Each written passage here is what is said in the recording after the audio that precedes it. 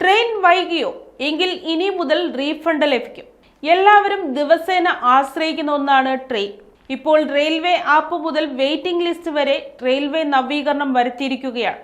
എന്നാൽ ജനങ്ങൾക്കിടയിൽ ഇപ്പോഴും റെയിൽവേയെക്കുറിച്ച് ചില കാര്യങ്ങളിൽ പരാതി നിലനിൽക്കുന്നുണ്ട്. ട്രെയിനുകളുടെ വൈകിയോട്ടം, വൃത്തിയില്ലായ്മ, പല സൗകര്യങ്ങളും കൃത്യമായി പ്രവർത്തിക്കാത്തത് എന്ന് തുടങ്ങി സ്റ്റേഷൻ എത്താറാകുമ്പോഴുള്ള പിടിച്ചിടൽ വരെ ജനങ്ങൾക്ക് വലിയ ബുദ്ധിമുട്ടുകളാണ് സൃഷ്ടിക്കാറുള്ളത്.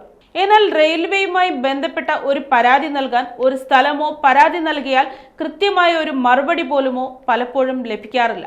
ഇനി മുതൽ അതിനും മാറ്റം വരുത്തുകയാണ് റെയിൽവേ. പുതിയ പരിഷ്കരണത്തിൽ ട്രെയിനിൽ യാത്ര ചെയ്യുമ്പോൾ ഏതെങ്കിലും അസൗകര്യമുണ്ടായാൽ ആ വിഷയം ചൂണ്ടിക്കാട്ടി റീഫണ്ടിംഗ് അപേക്ഷ നൽകാൻ അവസരം നൽകാൻ ഒരുങ്ങുകയാണ് റെയിൽവേ. 3 മണിക്കൂറിലധികം വൈകി ഓടുന്ന ട്രെയിനുകൾ, ട്രെയിനിലെ AC പ്രവർത്തിക്കാത്തത്, അല്ലെങ്കിൽ നിങ്ങളുടെ ട്രെയിൻ മറ്റൊരു റൂട്ടിലൂടെ സഞ്ചരിക്കുന്നത് തുടങ്ങിയ കാര്യങ്ങൾക്ക് ടിക്കറ്റ് ഡെപ്പോസിറ്റ് രസീത് ഫയൽ ചെയ്യാൻ Indian railway catering and tourism corporation അനുവദിക്കുന്നു.